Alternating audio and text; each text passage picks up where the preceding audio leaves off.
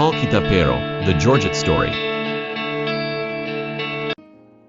Dear Papa Dudut, love conquers all ang sabi ng nakakarami sa atin. Pero ang totoo ay hindi pag-ibig ang solusyon sa problema ng isang magkasintahan, kundi ang pagharap mismo rito at pagresolba sa suliranin na inyong pinagdadaanan. Magandang araw sa inyong lahat. Georgette na lang ang itawag ninyo sa akin. Isa akong grade 2 teacher, Tubong Legazpi, Albay, na ngayon ay nakatira na sa Quezon City. Sa Manila ako nag-aral ng kolehiyo at nung nakakuha ako ng lisensya bilang isang guro ay minabuti kong ipagpatuloy na lamang ang buhay ko sa syudad. Nakapasok ako sa isang public school kung saan ay nagtuturo ako ng mga cute na grade 2 pupils. Panganay ako sa 4 na magkakapatid. Lahat naman kami ay nakapagtapos na sa kolehiyo. Kaya naman hindi na problema sa pamilya ko kahit na nakabukod na ako. Nakapagbibigay pa rin naman ako ng tulong sa mga magulang ko sa probinsya. Kahit papaano kaya naman nakakatulong pa rin ako sa kanila kahit nakatira na ako sa malayong lugar. Papa Dudut, kaya ko po mas piniling manatili na lamang sa Maynila ay dahil mas malaki at mas malawak ang oportunidad dito. Isa pa ay dito na rin ako nakabuo ng bagong buhay kasama ang mga kaibigang nakilala ko. Sa lugar na ito na rin ako nakahanap ng pag-ibig sa pamamagitan ng co-teacher ko na si Tati.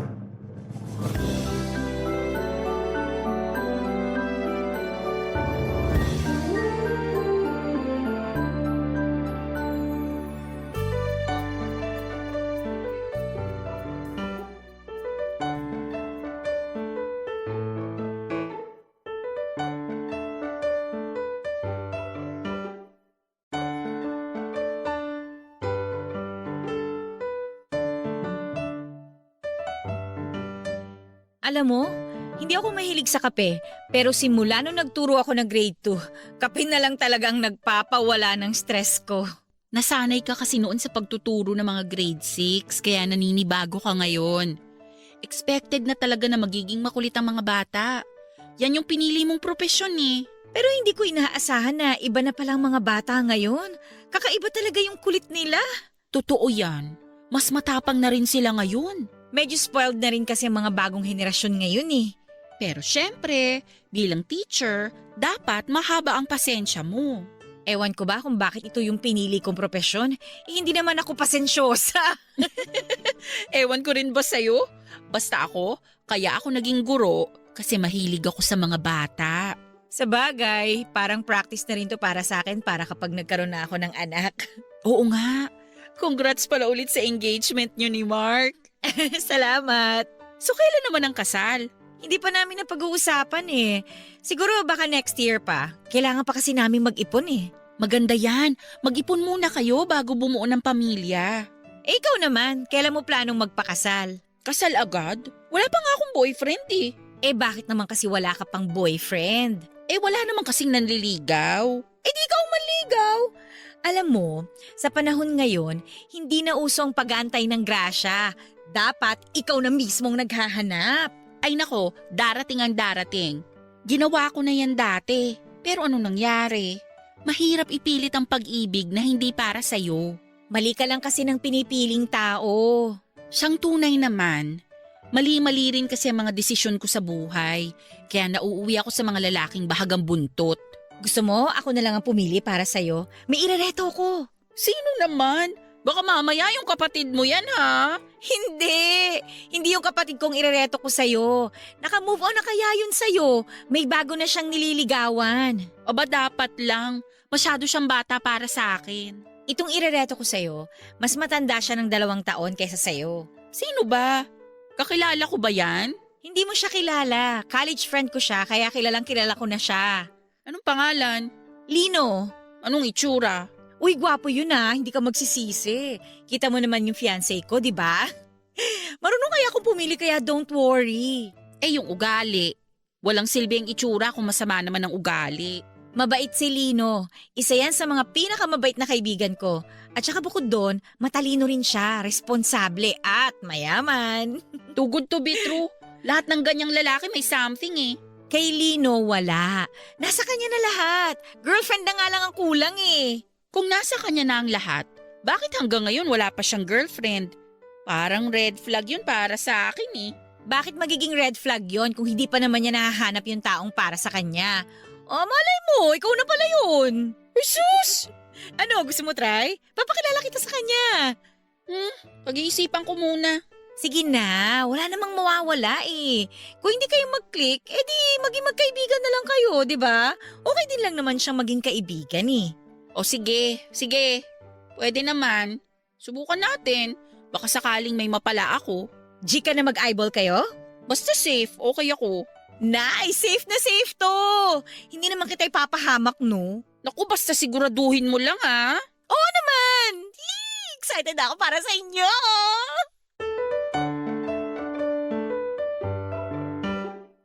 Tuwing Sabado ay nakagawian na naming mga teacher ang lumabas para mag-unwind matapos ang buong linggong pagod sa pagtuturo. Dahil halos nasa same age group din lang naman kami ay lagi kaming kumakain sa labas. Minsan ay nanonood ng sine o di kaya'y namamasyal sa park at mall. Isang Sabado ay inanyayahan ni Tati si Lino ang lalaking gusto niyang ireto sa akin para sumama sa isang dinner. Nagulat ako dahil hindi niya ako inabisuhan na nung araw na yon na pala niya kami ipapakilala sa isa't isa. Hindi ko inaasahan ang itsura ni Lino. Malayo siya mula sa lalaking inimagine ko noong idinescribe sa akin ni Tati ang itsura nito. Mukhang mayaman ang lalaki, halata ito sa kung paano niya dalhin ang kanyang sarili. Puting polo, cargo shirts at sapatos lang ang suot niya ng gabing yon. Pero ang lakas makamayaman ang dating nito. Bigla tuloy ako na-intimidate dahil parang ang layo ng agwat ng estado naming dalawa. Bukod sa maayos na pananamit ay maganda rin ang physical features nito. Maganda ang katawan niya, makinis ang kutis, maayos ang buhok at maliwalas ang kanyang mukha. Nahiya nga ako dahil hindi ko alam kung papaano ko siya i-approach. Pero kahit na ganoon ay naging magaan naman kausap si Lino. Mabait siya, magalang at humble. Pagkatapos ng dinner namin ay inihatid niya kami ni Tati pauwi. Nauna naming ibinaba si Tati at noong papunta na kami sa bahay ko, ay doon namin mas kinilala ni Lino ang isa't isa. Kahit sasakayan mo na lang ako ihatid, nakakahiya eh. Sa kabilang direksyon pa naman ang uwi mo. Sobrang out of the way pa uwi sa inyo. Hindi, okay lang. Saka isa pa, sa akin ka ibinili ni Tati. Nagtiwala yun na makakauwi ka ng safe. Ano ka ba? Kaya ko naman ang sarili ko. Mas mapapanatag din ako na maihatid kita ng safe. Nakakahiya kasi. Pwede namang mag-commute na lang. Nagpumilit pa kasi si Tati eh. Naabala ka pa tuloy namin. Wala yun. Ako rin naman ang namilit na ihatid kayo eh. Salamat pala sa paghatid sa amin ah. Wala yun. Nabanggit pala sa akin ni Tati na college friends kayong dalawa. Oo, college friends nga kami. Pero paano naman kayo nagkakilala? Eduk siya tapos ikaw naman business. Magkaiba kayo ng kurso na kinuha. Mahabang kwento. Sabihin na lang natin na nagkakilala kami by chance. Ah, okay. Kayo, paano naman kayo naging magkaibigan ni Tati? Sa school, pareho kaming grade 2 teacher kaya mabilis kaming naging close. Pareho din kasi kaming probinsya. Saan province mo? Albay, sa Legazpi. I see. Bakit mo naman naisipan dito mag-work? Dito kasi ako nag-aral. Dito na rin ako nagkaroon ng mga bagong kaibigan. Kaya naisip ko na dito ko na lang din ituloy ang buhay ko. Plano ko na rin namang bumukod sa amin eh. Mas malaki rin ang opportunity dito sa Maynila. Sa bagay, may point ka naman. Ikaw, may province ka rin ba? O dito ka na talaga lumaki? Born and raised na ako dito sa Manila. Yung mother ko, from Tugigaraw. Pero lumipat sila dito para sa job opportunity. Tapos dito na rin siya nakapag-asawa. Bale, marunong ka mag-Ilocano niyan. Actually, hindi. Never akong tinuruan ni mama eh. Nakakalungkot naman. Eh di sana multilingual ka na kung sakali kasi marunong ka sa Filipino, English, tapos Ilocano sana. Parang hindi ko rin naman kailangang matuto ng mag-Ilocano. Kasi hindi naman na kami nagpupunta sa Tugigaraw. Bakit hindi na? Wala na kaming pamilya dun eh. Parang isang beses lang ako nakabisita dun nung buhay pa yung lola ko. Pero matagal na yun. 5 years old pa lang ako. As in, hindi na kayo bumalik dun ever? Hindi na. Simula nung namatay si mama, parang nawala na rin yung part na yun sa buhay namin. Sorry, hindi ko alam na wala na pala mama mo. Okay lang. Matagal na rin naman yun. Okay lang din bang magtanong kung anong ikinamatay niya? Suicide. Oh my gosh! I'm sorry. Hindi ko maisip kung gaano kasakit yun para sa'yo. Sobra. Sobrang sakit nun para sa akin. Lalo na simula nung nawala si mama, nagbago ang lahat. Pasensya ka na kung na-open ko yung topic na yun. I'm sure mabigat na usapin yun para sa'yo. Actually, pilit ko na kinakalimutan yung part na yun ng buhay ko. Mahirap eh. Kalimutan na lang natin yung tinanong ko sa'yo. Pasensya ka na ha. Okay lang. Pwede ka na palang kumaliwa sa sunod na kanto. Shortcut yan papunta sa bahay. Saan? Itong kanto na to? Oo yan. Tapos diretso lang tapos kaliwa ulit.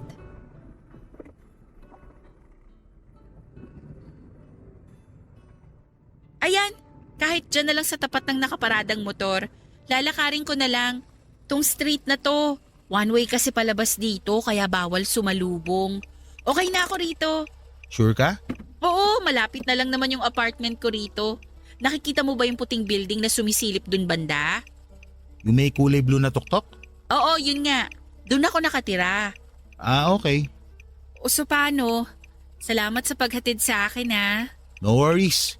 Ingat ka sa paglalakad. Ingat ka rin sa pag-uwi. Maganda ang naging first impression ko kay Lino. Hindi ko ikakaila na sa unang pagkikita pa lang namin ay na-attract na ako sa kanya. Ang problema nga lang ay hindi ko alam kung nagustuhan din ba niya ako o baka na-turn off na siya sa akin. Pagkatapos kasi ng gabing yon ay wala nang nangyari. Hindi na niya ako kinontak at hindi na kami nagkita pang muli.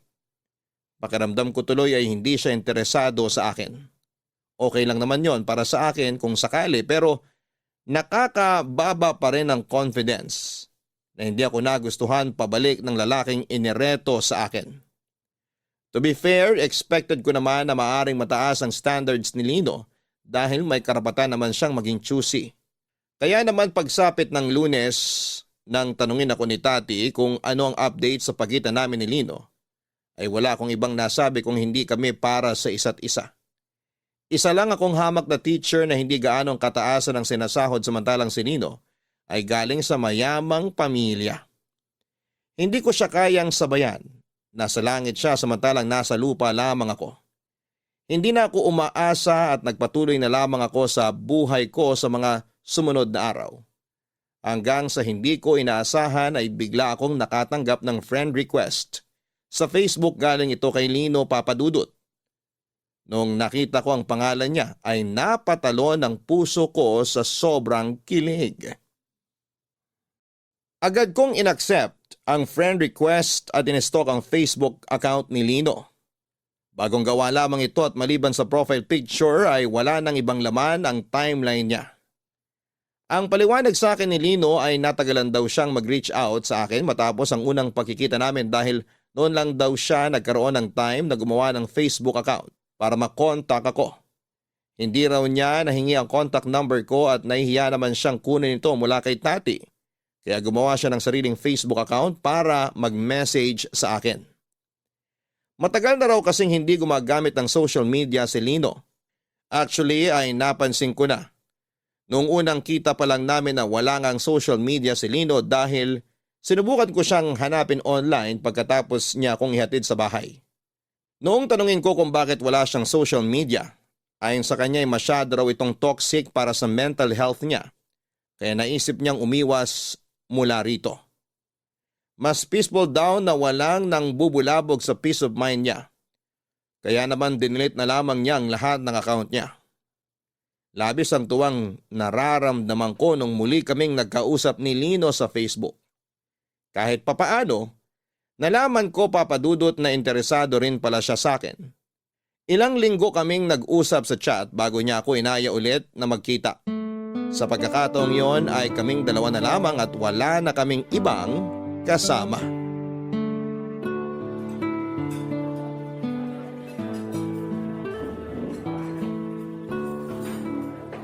Salamat at pinaunlakan mo tong invite ko sa'yo. Kailangan ko rin to. Bored ako sa apartment ngayon eh. Hindi naman ba kita nabala? Hindi naman. Actually, wala nga akong plans ngayong weekend. Hindi natuloy yung plano sana namin nila tati na manood ng sine. Bakit naman? Hindi namin type yung mga palabas ngayon. Puro kasi action at horror. Ayaw daw nilang ma-stress kasi masyado nang ma-action at nakakatakot yung trabaho namin. Ganun ba talaga kahirap maging teacher? Marami naman talagang pros and cons ang pagiging teacher eh. Masaya na nagagawa mo yung gusto mo, magturo at mag-inspire ng mga bata. Pero at the same time, masyadong maraming paperworks. Doble-doble ang workload dahil sa bagong curriculum. Kaya nga hanga ako sa mga teacher eh. Kasi nagiging magulang sila nang wala sa oras. Ay oo, tama yung sinabi mo, lalo na sa aming mga nasa lower grades. Hindi lang pagtuturo ang gagawin mo. Kailangan mo ring mag-alaga ng mga bata ng 9 na oras. Nakaka-drain din siguro yun, no? Draining, stressful, nakakapagod, lahat na. Kaya nga every weekend kami lumalabas para mag-unwind eh. Ngayong Sabado lang hindi natuloy kasi may sarili-sarili ding commitments yung iba. Dapat pala maging maayos tong date nating to. Bakit naman? Kasi ayoko makadagdag sa stress mo. Mukhang hindi naman. Dito na nga lang sa kinakain natin, sobrang nag-e-enjoy na ako eh. Nasabi sa akin ni Tati na mahilig ka raw sa mga inihaw na pagkain. Kaya dito talaga kita dinala. At talagang nag-research ka ha? Siyempre naman. Gusto ko magpa-impress sa'yo eh. So far, impressed naman ako sa'yo. Talaga ba? Saang banda ka naman na-impress sa akin? Marami. The way you handle yourself, pati yung pakikitungo mo sa mga tao, yung choices mo sa buhay, very classy. Naks, ganun na ba talaga aganda ang tingin mo sa akin kahit na pangalawang beses pa lang natin ito magkita? Well, kasama na rin doon yung mga nakwento sa akin ni Tati tungkol sa'yo. Nagkukwento siya tungkol sa akin? Ano-ano naman kinukwento niya sa'yo? Kung gaano ka kabait, etc., etc. Basta puro good qualities mong nabanggit niya sa akin. Naku, baka naman masyado nang mataas ang expectations mo sa akin. Kapag hindi ko yun na-meet, baka ma-turn off ka. Hindi ko na maituloy yung plano ko sa'yo. Plano? Ano bang plano mo sa akin? Gusto kitang ligawan. Masyado bang maaga para gawin ko yon? Gusto mo kong ligawan? Sana, kung available ka. Kung walang ibang nanliligaw sa'yo, baka pwedeng ako na lang. Sa ngayon kasi, ang tinatanggap ko lang na manliligaw ay yung taong handa na akong panindigan. Hindi ko kailangan ng short-term relationship lang. Hindi naman ako naghahanap ng pang short term lang eh. Ang gusto ko, yung makakasama ko ng panghabang buhay. At bakit sa tingin mo ako yung taong yun? Hindi ko alam kung ikaw na ba yung taong hinahanap ko. Pero willing ako subukan. O di sige, subukan natin. Kapag hindi nag-work, wala tayong magagawa. Pumapayag ka na? Wala namang mawawala eh. Papa Dudut, nagulat ako sa paraan ng panliligaw na ginawa sa akin ni Lino. Ubusan ng yaman ang ginawa niya para lang mapasagot niya ako. Mula sa mga bulaklak, pabango, chocolate at kung ano-ano pang klase ng regalo. Lagi niya akong pinadadalhan ng sorpresa, hindi lang sa trabaho kundi pati na rin sa bahay.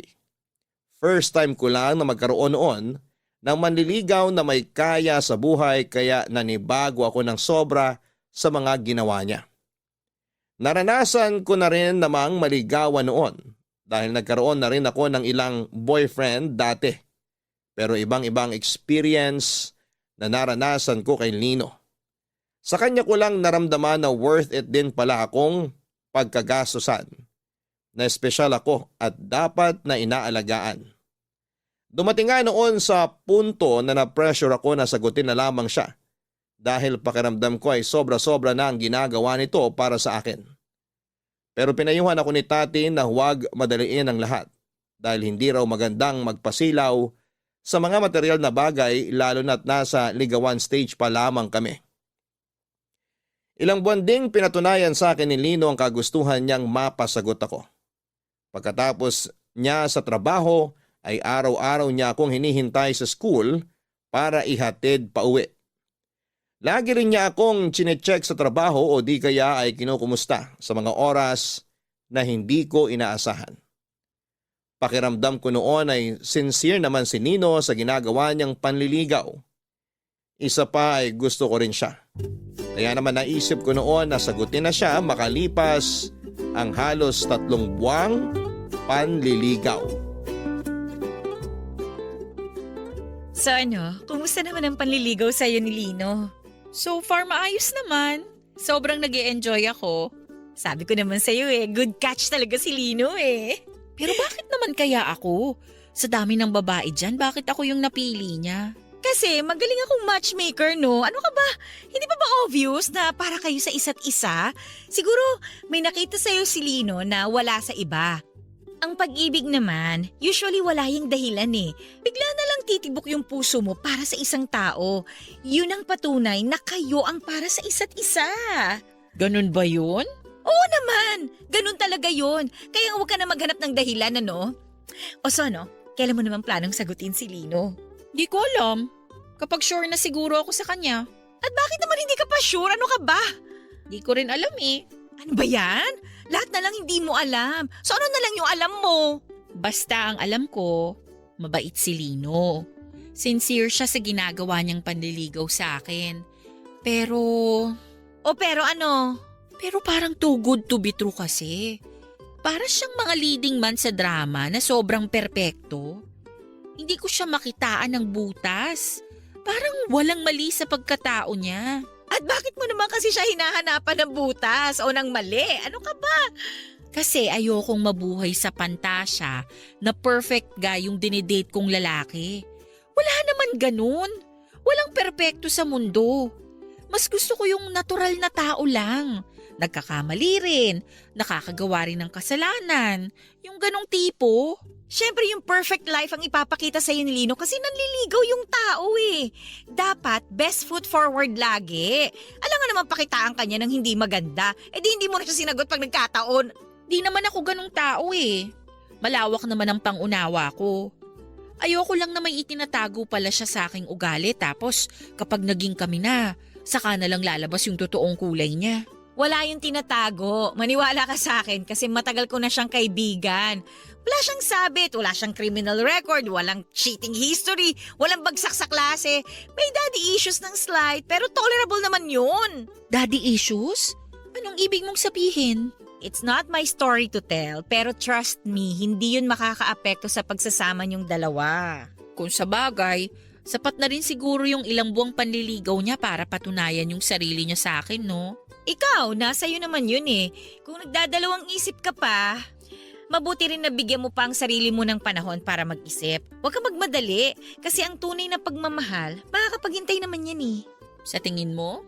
Oo naman Kung pursigido talaga si Lino na makuhang mga kamay mo, dapat paghirapan niya. Dapat maghintay siya hanggang sa maging ready ka na. Para nang sa ganun, walang sisihang mangyayari, walang regret. Gusto ko rin kasi na kapag sinagot ko siya, may dahilan. Hindi ba dapat ang dahilan na yun dahil mahal mo siya? Mahal ko na siya actually, pero tati, hindi ko alam. Hindi ko alam talaga. Alamin mo muna yung sagot bago ka pumasok sa relasyon.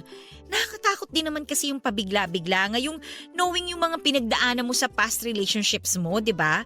Maganda na yung maging sure. Pero sana lang kung sakali mang walang chance si Lino sa'yo, huwag mo na siyang paasahin ng matagal. Hindi naman sa walang chance.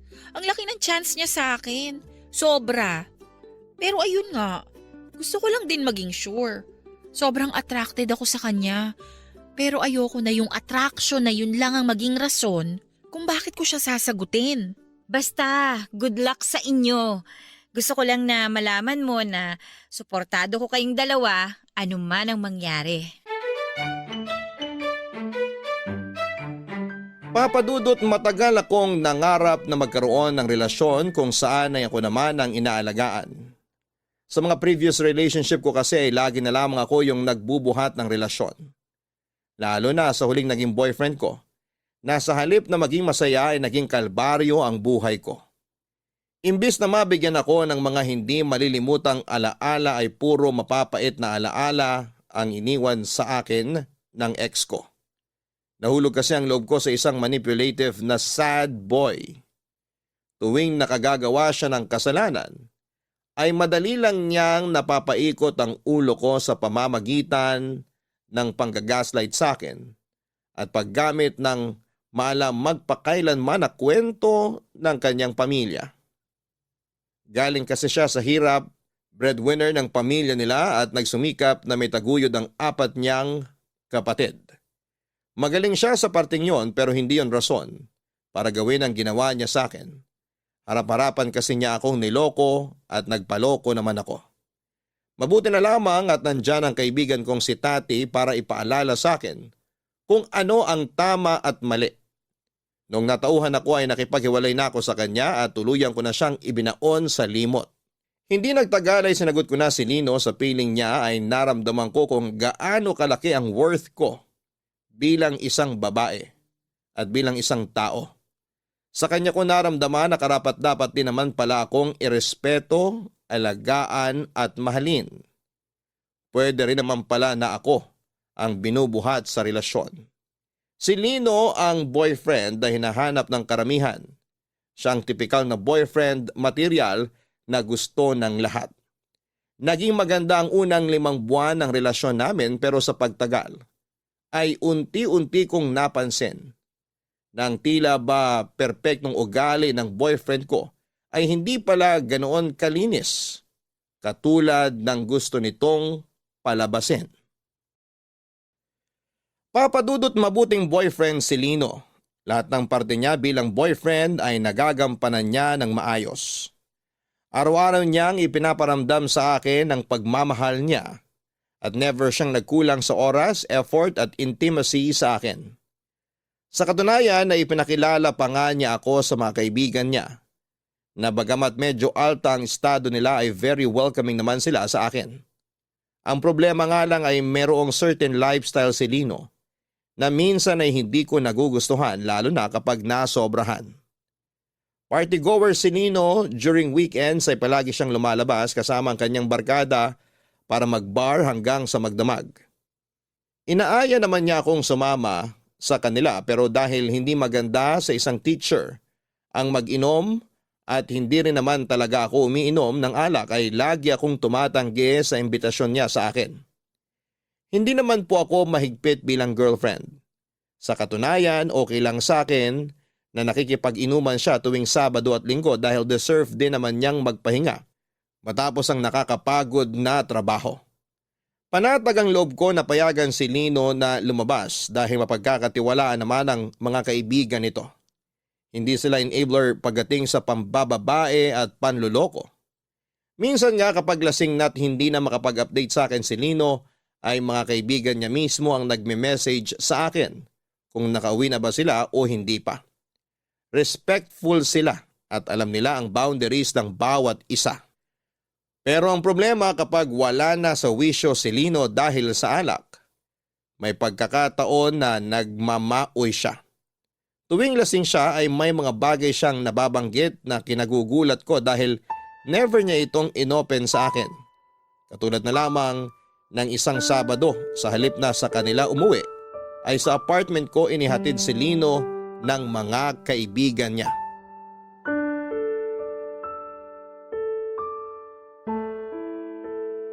Lino! Lino, gumising ka muna dyan. Uminom ka ng tubig. Ha? Sige na. Kailangan mong ma-hydrate para mabilis ma-flush yung alak sa dugo mo. Georgette, anong ginagawa mo rito? Ikaw dapat ang tinatanong ko niyan. Nandito ka sa apartment ko ngayon. Dito ka dinala ng mga kaibigan mo. Ha? Akala ko nasa bahay ako. Wala ka sa bahay nyo. Nandito ka sa apartment ko.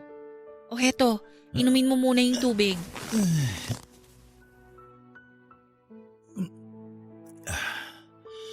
Salamat. Tanggalin mo na yung damit mo, pupunasan ko yung katawan mo ng bimpo at tubig. Hindi ka pwedeng humiga sa kama ko na madumi. Dito na lang ako matutulog sa sofa. Bakit pala dito ako dinala ni Eric? Hindi ko rin alam. At hindi ka pwedeng matulog dito kasi hindi ka kasya rito sa sofa. Wala, sige, alisin mo na yung shirt mo. My gosh, Lino naman. Ako na nga lang mag-aalis. Iinom-inom kasi tapos hindi naman pala kaya. Taas mo yung kamay mo. Pupunasan na kita ha. Georgette, Ano yun? hindi ba nagalit si Papa na inuwi kita rito sa bahay? Anong pinagsasabi mo dyan? Nandito ka sa apartment ko. Wala tayo sa bahay nyo. Okay ka lang ba? Nakailan ba kayo at sobra yata ang amats mo ngayon? Hindi mo na alam kung nasan ka eh. Wala ba tayo sa bahay? Mabuti naman. Wala tayo sa bahay nyo, okay? Tsaka kailan mo pa ako dinala sa bahay nyo? Lagi mong sinasabi na boring dun. Akala ko magagalit na naman si Papa eh. Ano ba kasing meron sa inyo ng tatay mo? Hindi ba kayo bate? Bate? Hindi nga nakanturing sa akin ng taong yun eh. Anong ibig mong sabihin? Si Papa, isa lang ang anak nun. Alam mo kung sino? Si Kuya. Ako, palamuti lang ako sa bahay. Display na hindi man lang pinapansin. Bakit naman hindi ka niya pinapansin? Wala akong ambag sa buhay niya eh. Para sa kanya, wala akong silbi. Lahat ng magagandang nagawa ko, nagawa na ni Kuya. Kaya baliwala na kung ano man ang gawin ko. Ako lang yung anino ni Kuya. Hindi pinapansin, hindi nakikita. Lino, bakit ngayon mo lang to nakwento sa akin? Bakit ko na may kukwento tong masaklap na buhay ko sa taong mahal ko? Ayoko magmukhang sad boy na may dinadalang daddy issues. Ayoko magmukhang problemado sa harap mo. Pero may problema kayo ng tatay mo. Hindi yun pwedeng isikreto lang. Matagal ko na tong pinoproblema. Ano magagawa mo sa pinagdadaanan ko ngayon? Kung ako nga mismo, hindi ko to magawang ayusin eh. Pero pwede naman kitang suportahan. Pwede mo akong gawing takbuhan kapag kailangan mo ng makakausap. Ako ang sasalo sa'yo kapag sobrang bigat na ng dinadala mo. Ayokong gawin sa'yo yon. Bakit naman? Hindi ka bagay o lugar, Georgette. Nasaka ko lang pupuntahan kapag masama ang loob ko o kapag kailangan ko ng tulong. Girlfriend kita. Gusto ko lagi ka masaya. Ayokong idamay ka sa mga problema ko dahil ayokong maperwisyo kita. Huwag mong isipin na perwisyo ka. Mas mapapanatag ako kapag aware ako sa pinagdadaanan mo. Lalo na kapag alam ko naman sa sarili ko na meron akong maitutulong sa'yo. Girlfriend mo ko at natural lang na makasama mo ko hindi lang sa saya, pati na rin kapag down ka. Kaya Lino, kung ano man ang... Ay, naku. Kung alam ko lang na may ganitong klasikang problema na pinagdadaanan.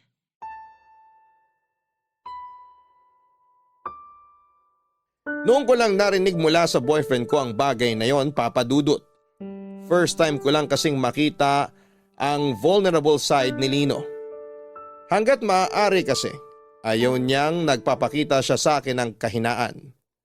Ayaw niyang nakikita ko siya na malungkot at napanghihinaan ng loob.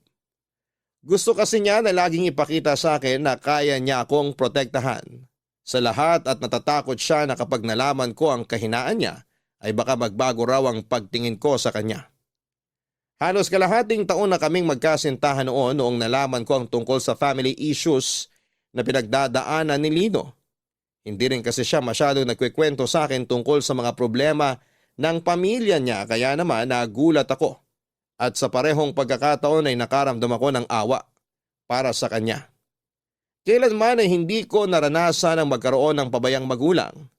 Dahil simula pagkabata hanggang sa ngayon, ay ramdam na ramdam ko ang pagmamahal at pagsuporta sa akin ng mga magulang ko. Noong gabi ding yun ay nag-gets ko na kung bakit sa halip na sa bahay nila ay sa akin inuuwi si Lino ng mga kaibigan niya. Mas magandang sa akin na muna siya umuwi habang lasing ito dahil baka mas lalo lang lumala ang problema nila ng kanyang ama kapag doon pa siya umuwi. Kinaumagahan noong nahimasmasan ay walang maalala si Lino sa mga nangyari o napag-usapan namin noong gabi. Ni hindi niya alam na sa akin siya umuwi. Gusto ko man siyang tanungin tungkol sa mga problemang isinare niya sa akin ay ayoko namang manghimasok sa buhay niya. Kaya hinantay ko na lamang siyang mismo ang mag-open on sa akin. Sa halip ay si Tati na ang pinagtanungan ko tungkol sa nakaraan ni Lino. Tati, may tanong ako sa'yo. Ano yun? Kapag may nalaman kang meron palang malaking sikreto na tinatago sa'yo yung boyfriend mo, anong magiging reaksyon mo? Depende kung anong klaseng sikreto yun. Kung may iba siyang babae, syempre magagalit ako, no? Kung nalaman kong bakla pala siya, magugulat ako. Kung ang sikreto naman niya may malubha siyang sakit, dadamayan ko siya. Wala sa mga nabanggitang sikreto ni Lino. Teka, may sinisikreto sa'yo si Lino? Kala ko random question lang yun. May nalaman ako recently tungkol sa kanya. Ano naman yun? Hindi pala sila nag-uusap ng tatay niya? Parang may malalim silang alitan? Yun ba? Alam mong tungkol doon? Matagal na niyang problema yan. Kung may isang bagay man na red flag kay Lino, yun na yun. Yung problema niya sa tatay niya. Paano mo alam ang tungkol doon samantalang ako, hindi man lang niya nababanggit sa akin na hindi pala sila in good terms ng tatay niya? Matagal na kaming magkaibigan ni Lino, di ba? Malamang alam ko yung buhay niya nun.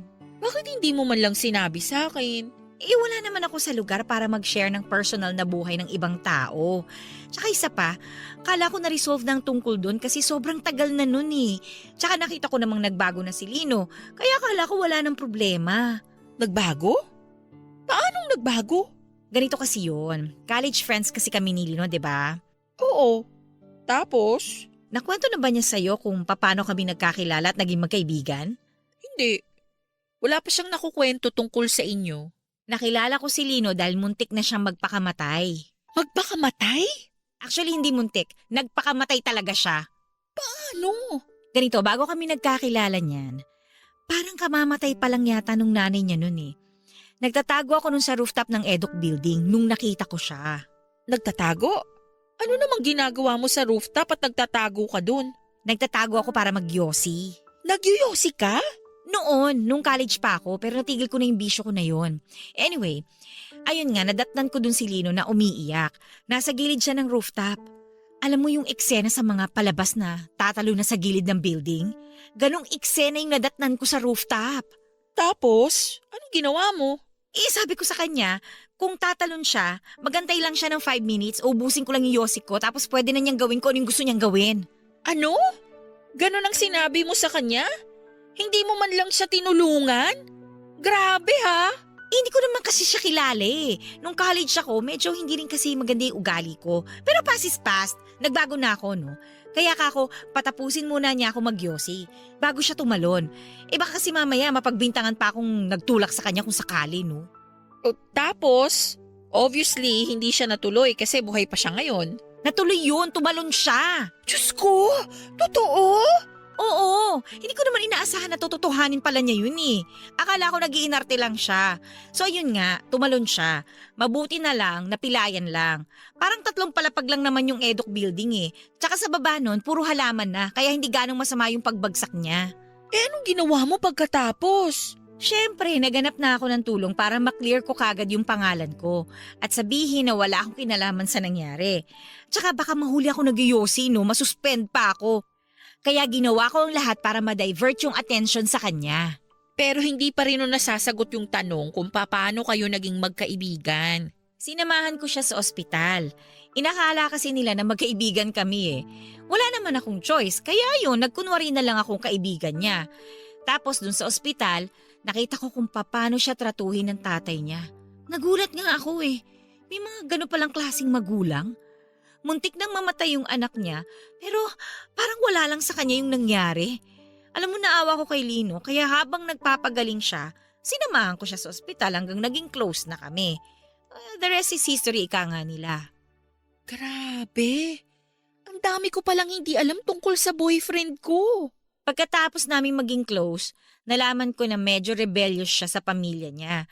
Kaya siguro may alitan sila nung tatay niya. So ayun, yun yung past ni Lino na alam ko.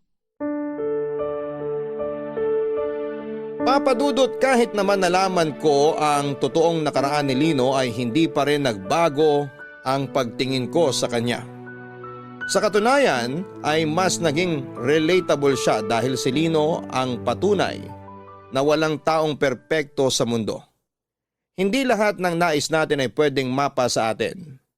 Mas naiintindihan ko nga siya at sa parehong pagkakataon ay mas humanga ako sa kanya na sa kabila ng pinagdadaanan niya ay ginawa niya ang lahat ng makakaya niya para hindi ako idamay sa problema ng kanilang pamilya. Ganun pa man ay hindi ko maiwasang mag-alala sa kalagayan ni Lino. Para kasing nasa loob ang kulo nito na kapag na-trigger ay bigla na lamang sasabog. Lalo na kapag nahaluan na ng alak ang sistema niya. Mahirap na kapag nakatapat siya ng taong kayang manakit at baka mapahamak siya. Simula noong nalaman ko ang pinagdadaanan niya, ay sinubukan kong pagbawalang uminom sa labas si Lino. Pumayag naman siya at hindi ito naging issue sa kanya, ganon din sa mga kaibigan niya. Kapag gusto niyang uminom noon ay sa apartment siya nagpupunta at dala ang ilang bote ng alak. Sinasamahan ko siyang mag-inom habang pinagkikwentuhan namin ang tungkol sa buhay-buhay. Pero sa lahat ng mga bagay na napag-usapan namin, never niyang binuksan sa akin ang tungkol sa problema niya sa pamilya niya. Ginawa ko naman ang lahat para maging supportive na girlfriend kay Lino. Pero minsan ay may mga bagay talagang nakasanayan na ng isang tao at mahirap na itong alisin sa kanilang pagkatao. Lalo na kapag ang punot dulo ng pag-uugaling yon ay hindi pa rin naaayos. Napagtanto ko kalaunan na ang sugat sa puso ni Lino ay sobrang lalim na at mahirap na itong hilumin pa. Sa mga sumunod na buwan ay naging maganda naman ang ugnayan namin ni Lino, Papa Dudut.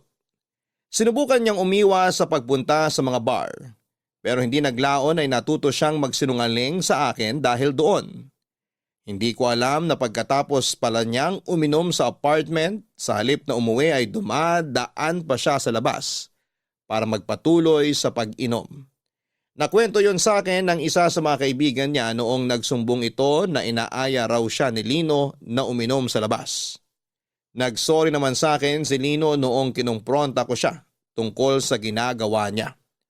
Pinatawad ko siya at sinubukang alamin ang dahilan kung bakit niya nagawa sa akin ang maglihim. Tinanong ko siya kung masyado na ba akong nakakasakal. Hindi ang naging sagot niya. Inamin niya sa akin na hindi lang daw niya mapigilan ang sarili niya dahil alak na lang daw ang nakakapagbawa sa sakit na nararamdaman niya. Dumating noon sa puntong hindi ko na siya mapigilan at halos gabi-gabi na ang pag-inom ni Lino. May time na nga na pumapasok na siya sa trabaho ng lasing. Kahit na anong pilit ko ay ayaw sabihin sa akin ng boyfriend ko kung bakit siya nagkakaganon. Hanggang noon kasi ay ayaw pa rin niyang magkwento tungkol sa problema nila ng ama niya. Kahit na alam ko na ang tungkol doon. Masakit para sa akin na panoorin kung paano sirain ni Lino ang buhay niya. Unti-unting niyang napabayaan ang sarili niya, Papa Dudut. At para bang nawala na siya ng ganang mabuhay noon. At ang hirap para sa akin na wala akong magawa para matulungan siya. Hanggang sa dumating ang araw na kinakatakot ko. Naaksidente si Lino sa daan dahil sa kalasingan. Mabuti na lamang at walang ibang taong napuruhan sa nangyaring aksidente. Ganon din na hindi siya nasaktan. Nakapagpiyansa siya sa tulong ng kanyang ama. Pero dahil sa nangyari ay mas lalo lang nalayo ang loob sa kanya ng tatay niya. Hindi ko na nakayanan ang mga nakikita ko noon. Kaya ako na mismo ang kumausap kay Lino.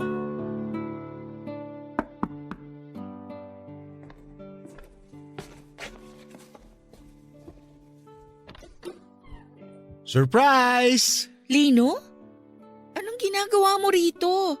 Bakit hindi ka nagsabi na pupunta ka rito sa apartment? Biglaan lang. Minadaanan akong cake shop kaya binilang kita ng cake. O halika, pumasok ka. Salamat. Maupo ka muna. Para saan naman yung cake? Wala lang. Gusto ko lang mag-celebrate. Mag-celebrate naman ng ano? Wala namang may birthday ah. Tapos na ang monthsary natin. Anong isi-celebrate natin? I-celebrate natin kung ano meron tayo ngayon. Ikaw, gusto kita i-celebrate. Itong relasyon natin. Itong pagsasama natin. Sandali nga. Ano yung nasa balikat mo? Wala to. Patingin? Sugat yan ah. Saan mo nakuha yan? Huwag mo na itong isipin. Gasgas lang to. Lino, sabihin mo ang totoo. Nag-away na naman ba kayo ng tatay mo? Kaya ka nandito ngayon sa apartment ng ganitong oras? Wala namang araw na hindi kami nag-aaway. Ay, hindi nyo na ba talaga maaayos yung problema ninyo? Maayos ang alin. Yung tingin niya sa akin na parang basura lang? O yung fact na si Kuya lang ang tinuturing niyang anak sa aming dalawa? Lahat. Lahat ng problemang pasan-pasan mo dahil sa away nyo ng tatay mo. Hindi na ba natin maaayos lahat ng yun? Georgette, wala sa akin ang problema. Kung wala sa'yo, bakit ikaw yung nagkakaganito? Bakit ikaw yung sobrang apektado? Nakikita mo ba ang sarili mo ngayon? Yang suot mo ngayon, suot mo pa yan kahapon. Nakausap ko kuya mo, ilang araw ka na raw hindi umuwi sa bahay nyo. Nag-uusap kayo ni Kuya? Kinontak niya ako dahil nag-aalala siya sa'yo. Tignan mo nga naman. Sobrang uliran talaga ng kapatid kong yun. Kaya mahal-mahal siya ni Papa eh. Alam mo ba? Nung bata-bata pa kami, ginagaya ko yung kapatid kong yun. Mula sa pananamit, sa pananalita, sa lahat ng bagay na ginagawa niya. Pilit ko siyang kinokopya. Alam mo kung bakit? Bakit? Kasi naisip ko na kung katulad ako ng kuya ko, baka mapansin din ako ni Papa. Baka sakaling magustuhan niya rin ako kapag pareho na kami ni Kuya. Oy, anong nangyari? Wala. Mas ako pa yung napasama. Mas lumala ang lahat kasi lumalabas na parang pinaglalaroan ko lang sila. Anong ginawa mo pagkatapos? Anong ginawa ko? Naging kabaligtaran ako ni Kuya. Kung siya'y mabuti, ako yung naging masama. Siya yung maunawain, magalang, perpekto. Ako naman yung naging pabaya, bastos, naging rebelde ako. Naisip ko na baka sakali magpakita man lang si Papa ng emosyon sa akin kapag ipinahama ko ang sarili ko. Na maiparamdam niya sa akin ang pagmamahal niya kapag nalagay ako sa panganib. Kaya mo nagawang tumalon sa building noong college ka pa? Paano mo nalaman yun? Nakwento sa akin ni Tati. Lino, ilang taon na ang lumipas. Ilang taon ka nang nagre-rebelde sa tatay mo pero may nagbago ba? Wala naman, di ba? Kaya bakit patuloy mo pa ring sinisira ang buhay mo para lang sa kanya? Dahil nasanay na ako sa ganong buhay. Simula noon hanggang ngayon, wala na akong ibang ginawa kundi ang kunin ng atensyon ni Papa. Yun na naging buhay ko, Georgette. Sinubukan ko naman magbago eh. Ginawa ko naman yung best ko pero tuwing nakikita ko si Papa, bumabalik ako sa dati. Gusto ko lang naman i-acknowledge niya ako eh. Gusto ko lang naman ituring niya din akong anak. Mahirap ba yun? Naiintindihan kita. Hindi mo ako naiintindihan. Wala ka naiintindihan sa sitwasyon ko ngayon dahil lumaki ka sa pamilyang perpekto. Alam kong mahirap itong pinagdadaanan mo pero… Alis na ako. Ayoko nang makasagabal sa'yo. Pasensya na kung naabala kita. Lino, sandali! Hindi ka nakakasagabal sa akin! Lino!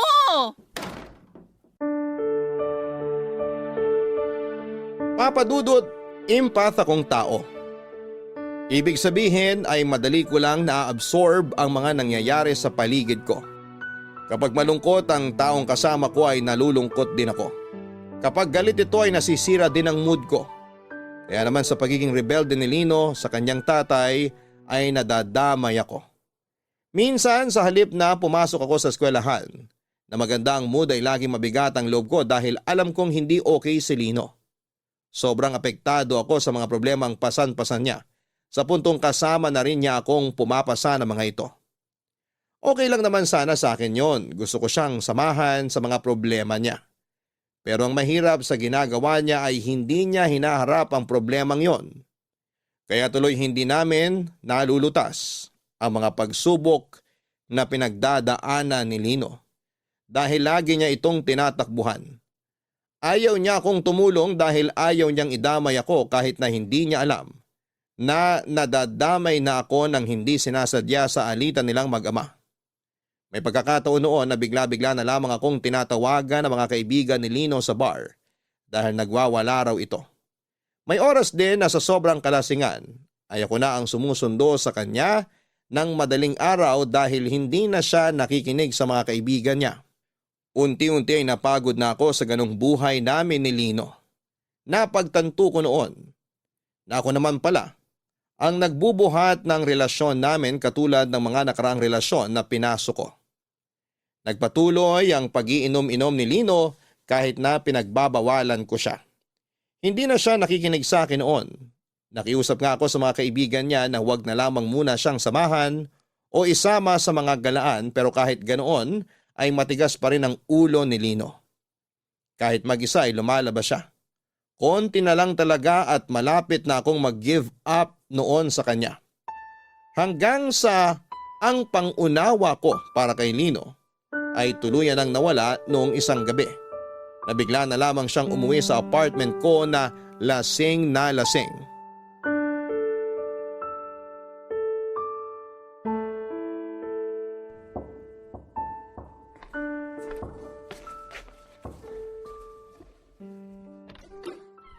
Lino? Georgette! Teka. Ah, Hoy! Okay ka lang? okay lang ako. Lasing ka na naman ba? Halika, pumasok ka. Saan ka na naman ba galing? Pasensya ka na kung dito ako dumiretso. Hindi ako pwede sa bahay. Maupo ka muna dyan. Sandali, kukuha lang ako ng tubig. Wag, dito ka lang muna. Kailangan mong uminom ng tubig para hindi ka ma-dehydrate. Tabihan mo ko kahit saglit lang. Okay. Ang bango mo ngayon ah. Bagong ligo ka ba? Kanina pa ako naligo. Matutulog na sana ako. Hindi ko alam na lumabas ka na naman pala. Di ka man lang nagpaalam sa akin? Sumaglit lang ako sa dating tambayan namin. Sinong kasama mo? Ako lang mag-isa. Pinagbawalan mo sina Eric na samahan akong uminom eh. Kaya nag-solo flight na lang ako. Kasi ayokong uminom ka. Hanggat maaari ayokong naglalasing ka. Lalo na't hindi mo kayang disiplinahin yung sarili mo. Okay lang yun. Kahit pagbawalan mo mga kaibigan ko, okay lang. Kaya ko naman kahit mag-isa eh. Sanay na ako mag-isa. Kaya ko mag-inom kahit walang kasama. Bakit ka na naman napainom ng wala sa oras? Kailangan ko pa bang sagutin yan? Sa tingin ko, alam mo na yung sagot eh. Dahil na naman ba sa tatay mo? Sino pa nga ba? Ano na naman bang nangyari sa inyo? Wala. Yun yung point. Walang nangyayari sa amin.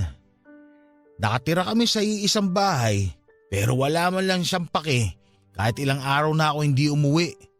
Wala man lang siya pake kahit sa kalsada o matulog dahil sa kalasingan. Yun ang problema, Georgette. Walang nangyayari sa aming dalawa. Dito ka na lang muna magpalipas ng gabi hanggang sa mawala yung tama mo. Magbihis ka na. Gamitin mo yung naiwan mong damit dito nung nakaraan. Nalabahan ko na yon. Dali, huwag ka munang umalis. Dito ka lang sa tabi ko. Lino, gabi na. Payakap lang. Ano ba? Lino, may pasok ako bukas. Please, pagbigyan mo na ako. Sa susunod na lang. Wala ako sa wisyo. Lino naman, tumigil ka na.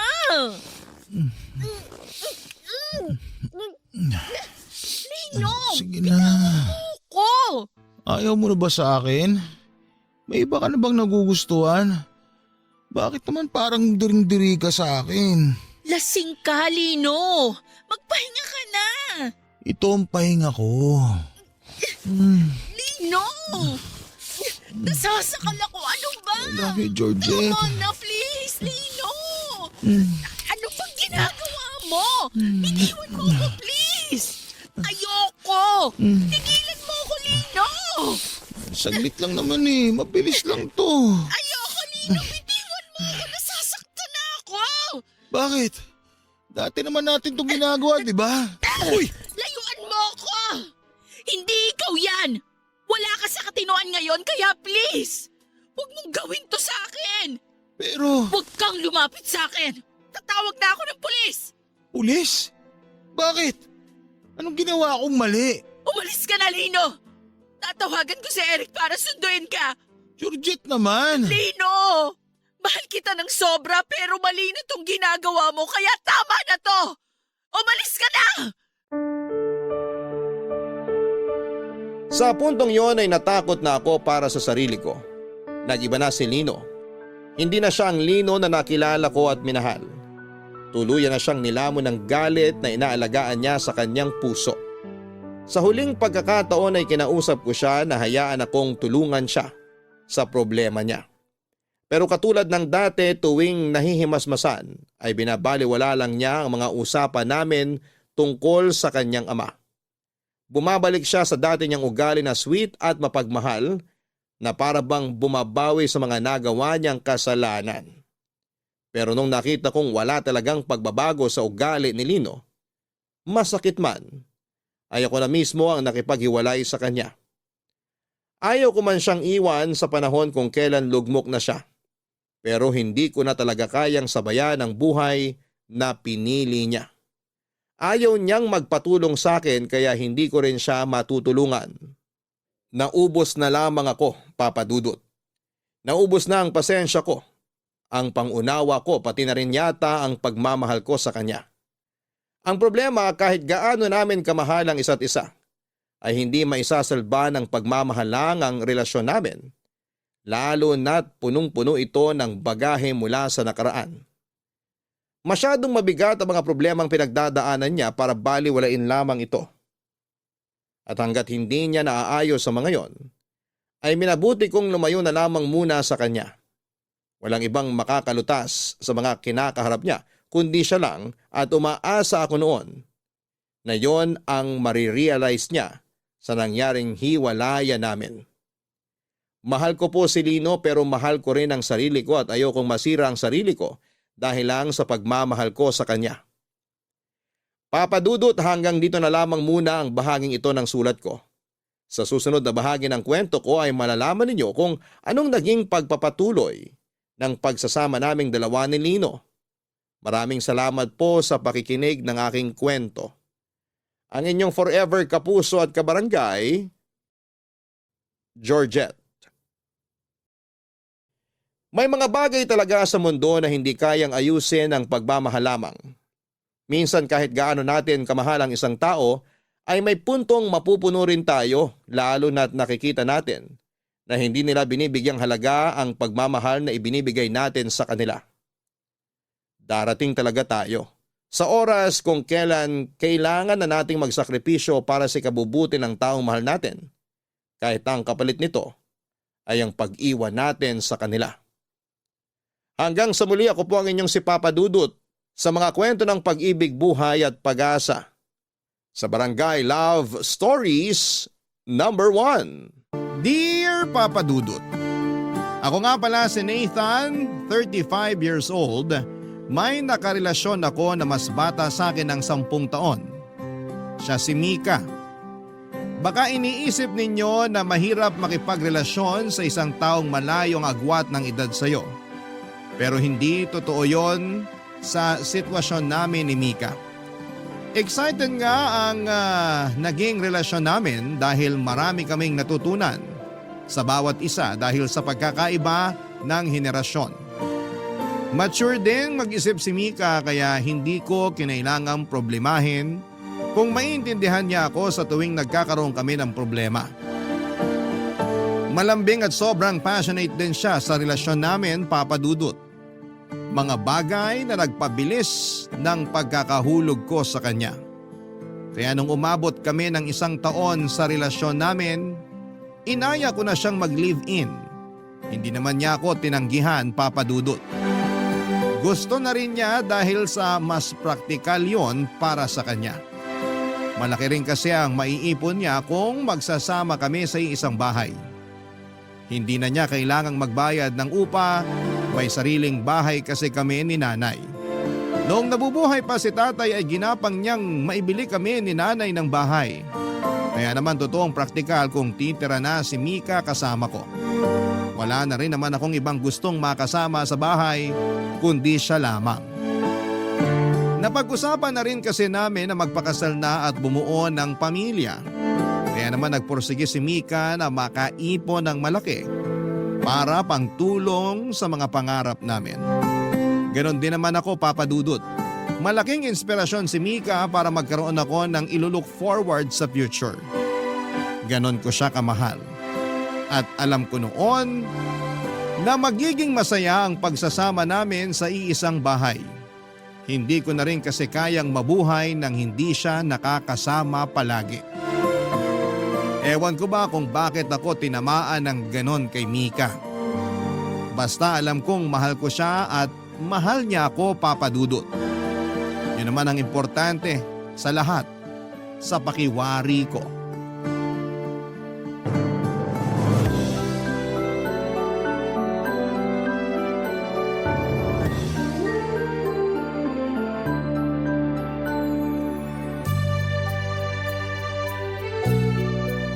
Ikaw, kanina mo pa tinitingnan ang mga nunal ko sa batok ha. Hindi yan mawawala. Nandyan na yan forever. Binibilang ko lang. Baka kasi may tumakas. Bakit naman tatakas? Saan ang punta? Baka sa ex mo. Ewan ko. Di ko naman nababasa ang isip ng mga nunal mo. Pinagbawalan ko na silang bumalik sa ex ko. Toxic dun. Stressed madalas ang mga nunal ko kapag nakikita ang ex ko. Kapag masasalubong natin ang ex mo, magsuot ka ng scarf sa leeg mo ha. Para hindi nila makita ang ex mo. Baka mamaya mag-relapse sila tapos pilitin kang bumalik doon. Tapos iiwan mo ako. Alam mo, hindi ko na alam kung nagbibiro ka pa o seryoso na yung iniisip mong magre-relapse ang mga nunal ko. Mahal lang kasi talaga kita. At mahal din kita. Yung mga nunal mo, natanong mo na ba kung mahal din nila ako? Hindi kami nakakapag-usap lately. Busy sila sa pagdikit sa bato ko. Pero nafe-feel ko namang mahal ka rin nila. Bigyan mo lang sila ng time. Yan ang gusto ko sa'yo eh. Patol ka sa mga kalokohang sinasabi ko. Heto na naman siya. In love na naman po sa akin. Masisisi mo ba ako? Ang sarap mo kayang mahalin. Alam mo kung ano pa yung mas masarap? Teka, parang gusto ko yung pupuntahan niya na. Ano ba? Ano ba yung mas masarap pa? Halika, dikit ka sa akin para maibulong ko sa'yo. Exciting! Nathan, anak! Ay, pasensya na kung pumasok ako agad sa kwarto nyo. Ihahatid ko lang tong nilabhan kong damit nyo. Salamat, Nay. Sa susunod po, iwan niyo na lang sa labas ng pintuan ng kwarto namin. Ako na lang ang kukuha para hindi na kayo pumasok. Baka kasi daanan ng ipis. Bihira pa naman kayong lumabas ng kwarto nyo. O kaya, kahit iwan niyo na lang sa sofa. Hindi naman natin madalas ginagamit yung sofa. Itambak niyo na lang po ron. Kukunin ko pagbababa ako. Kakatok na lang ako sa susunod para hindi na tayo magkagulatan. Naisama niyo po bang laban yung medyas ko na pink? Oo, Mika. Kasama na rito. Hindi ko lang natanggal yung dumi sa talampakan. Saan ka ba kasi tumapak? Kahit anong kuskus ko, ayaw maalis eh. Hindi niyo lang siguro maayos na nalaban. Hayaan niyo na po. Hindi naman makikita ng ibang tao yung medyas ko. Thank you na lang po. Naganda ako ng merienda sa baba. Pumunta lang kayo kung gusto nyong kumain. Salamat, Nay. Ihintayin ko kayo. Lalabas na ako. Pakisara mo ng maigi yung pintuan para hindi na naman pumasok ng walang pasabi ang nanay mo. Sira kasi yung doorknob ng kwarto. Ipapagawa ko na lang bukas. Dapat ma-realize ng nanay mo na mali yung papasok ka na lang bigla sa kwarto ng isang tao nang hindi man lang kumakatok. Ganyan na kasi ang ginagawa ni nanay dati pa kapag nag-aatid ng labada sa akin. O kaya kapag may kailangan. 60 years old na kasi si nanay. Kung ano yung nakasanayan niyang ginagawa, mahirap nang baliin. Intindihin na lang natin. Paano kapag maabutan niya tayo nakahubad? Ano na lang ang mukhang ihaharap ko sa kanya tuwing mag-aalmusal? Hayaan mo. Ipapagawa ko na yung saraduan ng pintuan. Mas magandang kausapin mong nanay mo. Hindi tamang ginagawa niya. Nakakairita kasi yung ganyan. Walang respeto sa privacy ng tao. Huwag nang masira ang mood mo. O sige, kakausapin ko mamaya si nanay. Pero wag mo sasabihin na ako nag-utos sa'yo baka mas lalo niya akong kainisan. Ha? Hindi naman naiinis sa'yo si nanay. Mabait siya. Ramdam ko kaya na ayaw niya sa akin. Malakas ang kutob ko. Hindi lang kasi kayo masyadong nag-uusap. Lagi kasi tayong nakakulong dito sa kwarto. Advantage ng work from home. Kung pwede nga lang na wag ka nang ilabas sa kwarto na to para magyakapan na lang tayo minu-minuto. Gusto ko yan. Ituloy na natin yung nabitin kanina. Nakakainis kasi yung nanay mo. Nabitin tuloy tayo. Papa Dudut, 20 years old ako noong namatay ang tatay ko. Bago niya kami iniwan, sinigurado niyang magiging komportable ang buhay namin ni nanay. Bukod sa bahay ay iniwanan din niya kami ng sapat na halaga para matustusan ang mga pangangailangan namin hanggang sa makahanap ako ng trabaho. Ako na ang nagpatuloy ng obligasyon kay nanay mula nung nagkatrabaho ako sa call center noong 22 years old ako. Kami na talaga ni nanay ang nagkasama hanggang lumagpas na ako ng 30. May mga naipon na rin ako para sa nanay ko para kung sakaling makapag-asawa na ako ay meron siyang sariling pera. Mabait ang nanay ko, Papa Dudut. Bihira lamang kaming magkaroon ng alitan. Dala lang ng pagkakaiba ng edad madalas ang pinagmumula ng away namin. Pero mabilis lang na hindi naman naaayos. Noong nalaman niyang sa bahay natitira si Mika ay hindi siya nakaimik.